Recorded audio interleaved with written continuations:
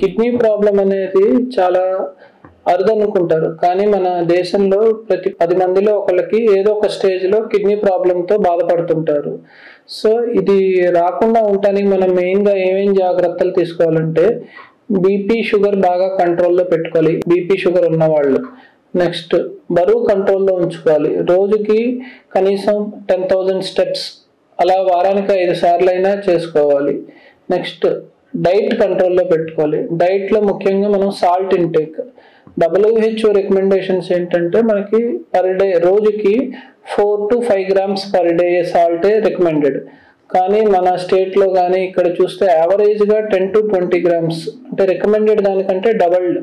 So ఈ salt ఎక్కువ ఉండే ఫుడ్స్ రిస్ట్రిక్ట్ చేయాలి. లైక్ మనకి పచ్చళ్ళు, ఊరగాయలు, వడియాలు, ఇలా soups, stored food, packed food, ఇవన్నిట్లో సాల్ట్ బాగా ఎక్కువ ఉంటుంది. సెకండ్ థింగ్ ఏంటంటే హై ప్రోటీన్ ఫుడ్ తక్కువ తీసుకోవాలి. లైక్ హై ప్రోటీన్ పౌడర్స్ కానీ లేకపోతే నాన్ వెజ్ ఫుడ్ కానీ ఇవన్నీ లిమిట్లో తీసుకోవాలి. Next thing over the counter medications అంటారు. అంటే మనకి బయటకి ఎక్కడికి వెళ్తే అక్కడ మెడికల్ షాపుల్లో దొరికి పెయిన్ కిల్లర్స్ కానీ ఇవన్నీ ఎవరు పడితే వాళ్ళు వాడకూడదు. అవి ఎక్కువ వాడటం వల్ల కూడా కిడ్నీ ప్రాబ్లమ్స్ వచ్చే అవకాశం ఉంటుంది. అండ్ వాటర్ అనేది ఎడిక్వేట్గా తీసుకోవాలి.